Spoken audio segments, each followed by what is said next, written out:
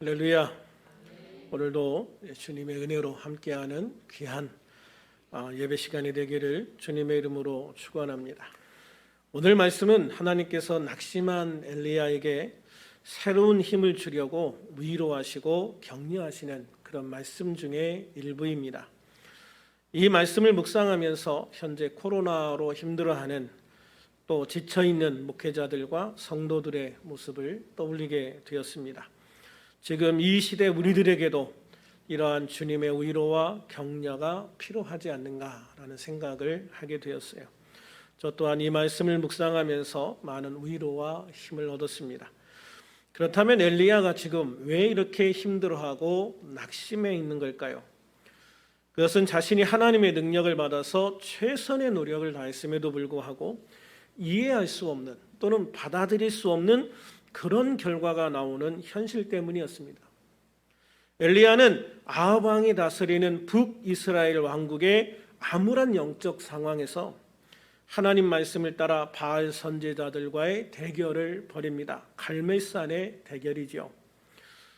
그것은 갈멜산에 제단을 쌓고 하늘에서 먼저 불이 내려 제단에 재물을 태우는 쪽이 승리하는 대결이었습니다. 엘리야는 이 대결에서 정말 완벽한 승리를 거두죠. 완전한 승리를 거뒀어요. 하늘에서 불이 내려서 그 제단과 주변의 물까지도 완전히 다 태워버리는 엄청난 기적을 행했습니다.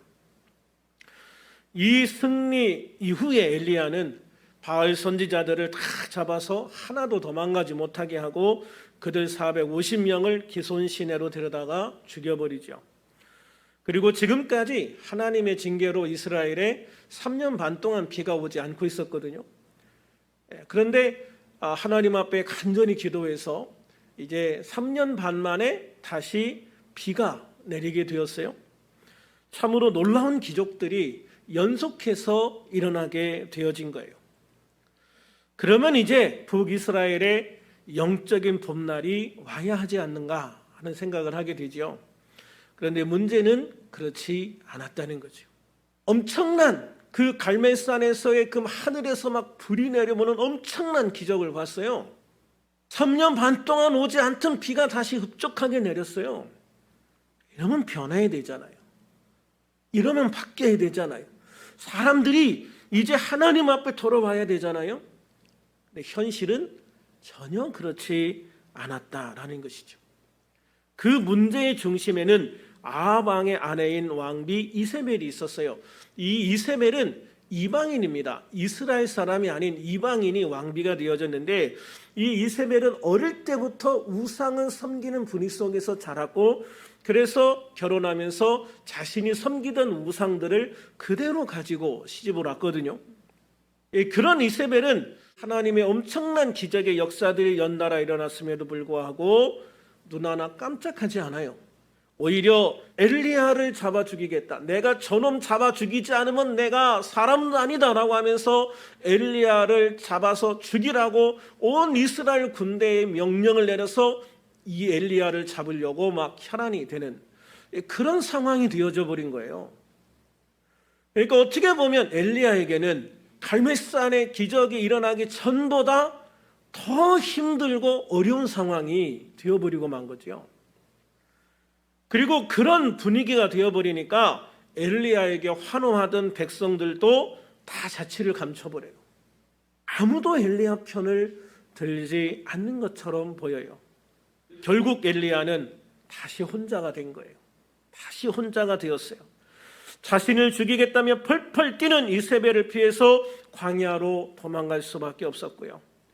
거기에서 로뎀나무 아래 앉아서 엘리야는 여호와여 넉넉하오니 지금 내 생명을 거두시옵소서. 나는 내 조상들보다 낫지 못하나이다. 한마디로 하나님 차라리 이럴 바에는 그냥 죽여주세요. 그냥 하나님 죽여주세요. 이 꼴 보게 하지 마시고 그냥 죽여주세요. 이 말이거든요. 여러분 이렇게까지 할 수밖에 없었던 엘리야, 그 엘리야의 심정이 어땠을까요? 그의 마음이 어땠을까요? 하나님은 그런 엘리야에게 천사를 보내십니다. 그래서 선사를 통해서 떡을 먹이고 물을 마시고 또 떡을 먹고 물을 마시고 이제 배불리 먹었어? 이제 좀 자. 사실 사람들이 회복하는데 굉장히 중요한 게 먹고 자는 거예요. 정말 어떻게 보면은 심신이 지쳐있는, 정말 낭망해 있고 지쳐있는 엘리야에게 떡과 물을 먹이고 그 다음에 푹 채워요. 푹 자고 일어나니까 천사가 다시 먹어라. 먼 길을 가야 되니까 시컷 먹어. 그래서 시컷 먹여놓고 그 길로 광야를 40일을 더 가게 만들어서 호렙산에 이르게 합니다. 호렙산. 이 호렙산의 굴에 들어간 엘리야는 하나님 앞에서 하나님의 선지자는 다 죽고 나만 혼자 남았습니다 라고 또 하나님 앞에 하소연을 해요. 그런데 하나님은 그런 엘리야에게 놀라운 말씀을 하십니다. 하나님은 nim시의 아들 예후에게 기름을 부어 왕이 되게 하라 라고 말씀하시면서 하사엘의 칼을 피하는 자는 예후가 죽일 것이고 예후의 칼을 피하는 자는 엘리사가 죽이리라. 결국 이 하나님 앞에 범죄한 이 왕과 그 추종 세력들을 다 죽여버릴 것이다 라고 말씀을 하시는 거예요. 그렇습니다. 하나님은요, 악한 자들을 그냥 놔두는 것 같지만 절대 그냥 버려두지 않으세요. 일시적으로 그들이 형통하고 잘 되는 것 같아요. 그러나 하나님의 심판을 결코 피할 수가 없다는 것을 믿으시기를 바랍니다. 그러므로 우리는요, 내가 원수 갚으려고 할 필요 없어요. 내가 복수하려고 할 필요 없어요. 내가 죽어라고 욕할 필요 없다니까요. 우리는 그냥 하나님을 믿고 하나님 앞에 감사하면서 오히려 그들을 축복하면 하나님께서 정의롭게 처리하실 거예요. 할렐루야. 하나님은 이 땅에 정의를 이루시는 하나님이에요. 그 정의를 이루시는 하나님, 그 악한 자들을 결국은 처벌하실 하나님을 믿으시고 하나님 앞에 맡기시고 언제나 우리는 하나님을 바라보면서 기뻐하며 감사하며 주님을 따르는 하나님의 백성들이 되어지기를 주님의 이름으로 축원합니다. 이어서 하나님은요, 또 하나 놀라운 말씀으로 엘리야를 위로하셔요. 본문 19절을 한번 같이 읽어볼까요? 시작. 그러나 내가 이스라엘 가운데 7,000명을 남기리니 다 바알에게 무릎을 꿇지 아니하고 다 바알에게 입맞추지 아니한 자니라. 참 놀라운 말씀이에요. 엘리야는 자기 혼자 남았다고 지금 하나님 앞에 땡깡 부리고 있는 거잖아요. 하나님, 나 혼자 남았어요. 이제 나 혼자예요. 아무도 없어요. 나 혼자라니까요. 이렇게 하나님 앞에 떼를 쓰고 있는데 하나님은 그렇지 않다는 거예요. 아니야, 너 혼자가 아니야. 너 혼자가 아니야. 내가 7,000명이나 남겨놓았어. 할렐루야. 엘리야는요, 자기가 혼자 남았다고 생각했기 때문에 더 낙심하고 더 비참하고 더 괴로웠던 거예요. 이제 내가 혼자 이 모든 짐을 다 짊어져야 된다고 생각을 했던 거거든요. 그런데 하나님은 아니야, 너 혼자 짐을 짊어지게 하지 않아. 내가 7,000명을 너를 위해서 남겨놓았어. 이 7,000명은 바알이나 아세라나 그 어떤 우상에게도 절하지 않고 그 우상을 따르지 않고 온전히 하나님만 바라보고 하나님만 섬기는 7,000명, 그 7,000명이 남아있다라고 말씀하고 있는 거죠. 여러분, 이 7,000명이라는 숫자가 절대 작은 숫자가 아닌 거예요. 정말 어떻게 보면 온 나라가 다 왕과 왕비를 따라서 우상을 섬기는데 골몰하고 있던 그런 시대예요. 특별히 우상을 섬긴다는 게 여러분 얼마나 유혹이 크냐면 우상을 섬기는 데는 필연적으로 성적인 타락이 있어요. 그런데 이 성적인 타락은 사람들의 육체에 쾌락을 준다고요. 근데 하나님을 섬기러 나오면, 하나님을 예배하러 나오면 피비린내밖에 없어요. 살을 태우는 역겨운 냄새밖에 없거든요. 하나님을 제사하는 그 현장에는 어떤 육체적인 즐거움도 없어요. 사람들이 여러분 어디를 따라가겠습니까? 그런데 그런 상황에서도 이 7,000명은 절대 그런 유혹에 빠지지 않았다. 오직 하나님만을 바라보고 하나님을 섬기는 자로 남아있었다라고 하는 거죠. 정말 어떻게 보면 경이로운 모습이기도 한 거예요. 국내 대신이었던 오바댜가 자기의 모든 재산을 다 털어가지고요, 하나님의 선지자들을 숨겨놨는데 이게 100명이었거든요. 100명. 그러니까 오바댜처럼 왕의 총애를 받는, 앞에서는 이제 왕에게 충성하는 척하면서 뒤에 가서는 선지자들을 숨겨주고 그 선지자들을 위해서 막 먹을 걸 넣어주고 막 이렇게 숨겨줬단 말이에요. 그런데 오바댜가 겨우 숨겨놓은 게 100명이었는데 하나님은 7,000명을 숨겨놓았다. 누구의 도움으로 이 7,000명이 다 의식주를 해결할 수 있었을까요? 이렇게 본다면 그 7,000명을 숨겨주고 먹여주고 보호해 주었던 사람들의 수도 엄청났을 거라는 생각을 하거든요. 그러니까 7,000명뿐만 아니라 더 많은 사람들이 하나님 편에 서서 하나님을 위해서 일하고 있었다. 너 혼자가 아니다. 나는 너 혼자 있게 하지 않았다라는 거예요. 그렇습니다. 이 암울한 시대, 어둠의 시대에도 이렇게 남은 자들이 있었다. 이런 사람들을 신학적으로 남은 자라고 하거든요. 남은 자, 남아있는 사람들, 하나님이 남겨놓은 사람들, 바로 이 7,000명이 바로 그 남겨진 자들, 남은 자들이라는 거예요. 그러므로 우리들은 믿음을 잃지 말고요, 끝까지 믿음으로 인내하고 견디면서 소망 중에 바라볼 수 있는 그런 성도가 되어야 될 줄로 믿습니다. 일제 강점기 시대의 독립운동을 다뤘던 암살이라는 영화가 있어요. 이 영화에서 배우 이정재가 결국은 동료들을 배신하잖아요. 그래서 이제 저기에서 하정우 역을 맡은 저 사람이 이제 그 총을 맞게 되는데, 이제 해방이 되고 그 다음에 이제 재판을 받지요. 재판을 받을 때 이정재가 그 원래 일제 부역자로 재판을 받는데 옷 딱 벗으면서 자기가 총알 여기도 맞고 여기도 맞고 여기도 맞고 막 했다고 하면서 결국은 풀려나지 않습니까? 그런데 그 풀려났을 때 전지현이 배역을 맡은 그 전지현이 딱 나타나면서 이정재를 처단하는 그런 장면이 나와요. 그런데 그때 전지현이 왜 동지를 팔았느냐라고 이정재한테 물어요. 그러니까 그때 이렇게 대답하거든요. 몰랐으니까. 해방될 줄 몰랐으니까. 알면 그랬겠니? 막 이렇게 얘기해요.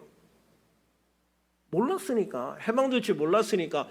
그냥 이 나라는 이제 없어지고 그냥 일본의 한 부분이 됐다고 생각을 했으니까 배반을 했다는 거예요. 배신을 했다는 거예요. 그렇습니다. 사람들은요, 끝을 모르기 때문에 배신도 하고 낙심도 하고 절망도 하는 거예요. 사람들이요, 어디가 끝인지 알면 견딜 수 있어요. 그런데 사람들이 제일 견딜 수 없는 게 뭐냐면 어디가 끝인지를 모르는 거예요. 그러면은요, 진짜 그 견디기 힘든 거거든요. 그런데 우리가 모를 뿐이지 언제나 끝은 있죠. 마지막은 있는 거예요. 그러니까 우리가 하나님 앞에 믿음으로 견디다 보면 언젠가는 그 끝이 오는 거예요. 그러니까 우리가 하나님 앞에 그 끝을 바라보며 믿음으로 인내하고 견딜 수 있는 삶이 필요한 것이죠. 그런데 사람들은 이렇게 핑계를 내지만요, 하나님 앞에서는 이 핑계가 통하지 않을 것 같아요.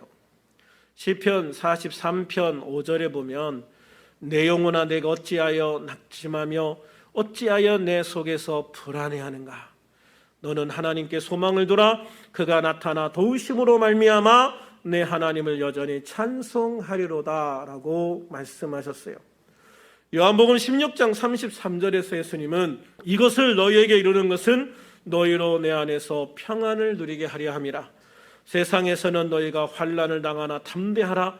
내가 세상을 이기었느니라. 아멘. 내가 세상을 이기었노라. 이사야 41장 10절에서 하나님은요, 두려워하지 말라. 내가 너와 함께함이라. 놀라지 말라. 나는 내 하나님이 됨이라. 내가 너를 굳세게 하리라. 내가 참으로 너를 도와주리라. 참으로 나의 의로운 오른손으로 너를 붙들리라 라고 약속을 해주셨어요. 베드로전서 5장 7절은 너희 염려를 다 주께 맡기라. 이는 그가 너희를 돌보심이라 라고 말씀하셨어요. 이 외에도 수많은 말씀들이 나와 함께 하시겠고 나를 도와주시겠고 내가 결국은 이 상황 속에서 승리할 것이라고 말씀하고 있습니다. 할렐루야. 그렇습니다. 하나님은 말씀을 통해서요, 낙심하지 말고 하나님께 소망을 두라고 말씀하셨어요. 예수님은 당신이 세상을 이기었으니 우리가 굳세고 담대하게 주님의 도우심을 바라보는 삶을 살라고 말씀하셨습니다. 또한 하나님은요, 언제 어디에서나 나의 하나님이 되셔서 나를 굳세게 하시고 도와주신다고 약속해 주셨어요. 우리는 몰랐다고 핑계댈 수 없습니다. 이미 주님이 다 우리에게 이런 말씀들을 통해서 말씀해 주셨기 때문입니다.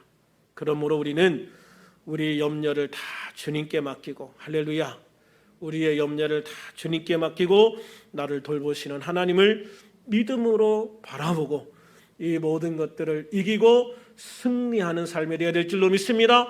결코 포기하거나 낙심하지 말고 끝까지 이기고 승리하는 그런 우리들이 되어지기를 주님의 이름으로 축원합니다. 또한 우리는 나 혼자라고 생각하지 말아야 됩니다. 때로 우리는 나 혼자인 것 같이 느껴질 때가 있어요. 그러나 내가 예수님을 믿고 있는 한 우리는 절대로 혼자일 수가 없죠. 왜냐하면 모든 사람이 다 떠나가도요, 우리 예수님이 세상 끝날까지 나와 항상 함께 있을 것이다 라고 약속하셨기 때문이죠. 또 주님은 나와 함께할 사람도 실제로 남겨주십니다. 아무도 없는 것 같은데요, 내가 아무도 바라보지를 않았기 때문에 그런 거예요. 예수 믿으면서 하나님만 바라봐야 된다? 그렇지 않아요. 하나님은 사람을 통해서도 우리를 도와주시는 일들이 너무나도 많아요. 그래서 나만 바라보고 있으면 나 혼자인 것 같은데 내가 주변을 바라보면 나를 도와줄 믿음의 사람들이 많이 있다는 것, 나를 위해서 기도해 줄 사람들이 많이 있다는 것을 알게 되어지는 거예요. 그래서 내가 나만 바라보지 말고 이제 주변을 바라보고 다른 사람들도 바라보면서 주님, 누가 나를 도와줄 사람입니까? 누가 나를 위해서 기도해 줄 사람입니까? 내가 누구와 함께 이 어려움을 이겨나가야 되겠습니까? 라고 기도하면서 바라보면요, 그런 사람들이 내게 다가오기도 하고 그런 사람들이 내 눈에 띄기도 하고, 그래서 그들에게 도움을 청했을 때 그들이 얼마든지 도와주겠다고 나서는 사람들이 많이 있다는 것을 알게 되어질 거예요. 그러므로 혼자 하려고 하지 말고, 아멘, 혼자 하려고 하지 말고 나와 함께 기도해 줄 사람을 찾으시기를 바랍니다. 함께 기도할 수 있는 그런 사람들을 찾으시고 기도를 요청하시고 함께 기도하면서 이 세상의 그 모든 것들을 이겨나가는 그런 은혜가 우리 가운데 있기를 주님의 이름으로 축원합니다. 세상의 그 어떤 도움보다도 사실 함께 기도하는 것이 가장 큰 도움이 되는 거예요. 사람들은요, 좋은 병원 가는 게 최고의 도움이라고 생각하고 좋은 시설에 가는 게 제일 좋다고 생각하지만요, 그거는 사실 두 번째고 세 번째예요. 제일 중요한 거는 함께 기도하는 거예요. 아멘. 함께 기도하는 거예요. 그게 1번이에요. 함께 기도할 때 그 기도 속에서 실제적으로 역사가 나타나는 거예요. 그리고 마지막으로 내가 바로 그 남은 자가 될 수 있기를 주님의 이름으로 축원합니다. 남은 자는 이 시대의 믿음을 지키는 사람이에요. 예수님은 누가복음 18장 8절에서 인자가 올 때의 세상에서 믿음을 보겠느냐, 인자가 올 때의 세상에서 믿음을 보겠느냐라고 한탄을 하셨어요. 그렇습니다. 이 시대에 믿음을 지킨다는 거 참 쉽지 않은 것 같아요. 하나님을 대신할 것들이 너무 많기 때문입니다. 그렇습니다. 그래서 사람들은요, 하나님 대신 과학을 믿고 하나님 대신 병원을 의지합니다. 하나님 대신 돈을 의지합니다. 하나님 대신 어떤 권세와 권력을 의지하려고 합니다. 그럼에도 이 시대에도 여전히 하나님은 하나님을 온전히 믿는 믿음의 사람들을 남겨놓으셨다는 거예요. 그렇다면 믿음의 사람은 어떤 사람들일까? 로마서 4장 20절과 21절에 보면 이게 가장 적절하게 표현해 놓으신 것 같아요. 여기에 보면 믿음의 사람은 믿음이 없어 하나님의 약속을 의심하지 않고 믿음으로 견고하여져서 하나님께 영광을 돌리며 약속하신 그것을 또한 능히 이루실 줄을 확신하는 사람이다 라고 말씀하고 있어요. 하나님의 약속을 의심하지 않는 사람, 믿음으로 견고하여져서 모든 일에 하나님께 영광을 돌리는 사람, 하나님의 약속을 끝까지 믿고 그 약속이 이루어질 것을 확신하는 사람, 바로 이런 사람이 믿음의 사람이다 라고 말씀하시는 거지요. 이렇게 하나님의 약속을 믿고 세상 그 어떤 상황과 환경 속에서도 흔들리지 않는 믿음을 가진 사람들, 바로 이 시대의 남은 자들, 이 시대의 마지막 믿는 자들인 것을 믿으시기를 바랍니다. 이런 믿음의 사람들을 통해 하나님은 믿음의 역사, 기도의 역사를 만들어 가시고요, 하나님의 표적을 세상에 보여주시는 거예요. 바로 그 남은 자, 그 믿음의 사람이 바로 우리들, 그리고 내가 되어서 하나님의 능력으로 이 세상을 능히 이기고 승리하는 그런 복된 성도가 다 되어줄 수 있기를 주님의 이름으로 축원합니다. 이제 말씀을 정리합니다. 사랑하는 여러분, 오늘 우리가 살아가는 이 세상은 믿음을 지키기가 쉽지 않은 것이 사실입니다. 비록 아합이나 이세벨 같은 악한 사람들이 엘리야를 핍박하는 것 같은 핍박은 우리에게 없습니다. 그렇지만 세상은 아합 시대의 북이스라엘만큼 타락해져 갖고 악해져 있습니다. 또한 당시 바알과 아세라에게 대부분의 사람들이 무릎을 꿇고 입을 맞추며 우상을 섬겼던 것처럼 이 시대에도 그렇게 과학의 우상과 물질의 우상과 쾌락의 우상과 그 모든 것을 조정하는 귀신을 섬기는 데 열중하고 있는 사람들이 많습니다. 그래서 이 시대에 믿음을 지킨다는 것이 참 외롭고 힘들 때가 있습니다. 그러나 그렇다고 해서 우리가 하나님 아버지와 우리 주 예수 그리스도를 믿는 믿음이 결코 약해져서는 안 될 것입니다. 특히 명절에 귀신과 타협하지 않기를 부탁드립니다. 우리가 섬기고 예배하며 찬양할 분은 오직 삼위일체 하나님밖에 없다는 것을 믿으시기를 바랍니다. 이 귀한 믿음으로 우리들은 하나님을 의지하고 나사렛 예수 그리스도의 이름으로 세상을 이기며 담대하게 살아가는 우리들이 되어야 될 줄로 믿습니다. 전능하신 하나님의 권능과 능력으로 하나님의 기적을 세상에 보여주고 증거하는 성도가 되어야 하겠습니다. 우리 주 예수님의 이름으로 문제를 해결하고 질병을 치유하며 하나님의 역사를 만들어가는 성도가 되시기를 주님의 이름으로 축원합니다. 바로 내가 그 남은 자, 이 마지막 시대에 믿음으로 끝까지 승리하며 살아갈 수 있는 성도, 세상에 하나님의 표적을 보여줄 수 있는 또 그 표적을 증거할 수 있는 성도, 바로 그 사람이 내가 되어줄 수 있기를 우리 주 예수 그리스도의 이름으로 축원합니다. 축원합니다. 기도하겠습니다. 살아계신 아버지 하나님, 오늘도 9월의 첫 주를 맞아 성찬식을 하고 축복 안수 기도를 받으며 함께 예배할 수 있게 하심을 감사합니다. 예배하는 성도를 기뻐하시는 주님께서 오늘 함께 찬양하고 함께 기도하고 함께 말씀을 나누며 예배한 여기 있는 모든 성도들과 또 방송으로 예배하는 모든 성도들을 축복하여 주시옵소서.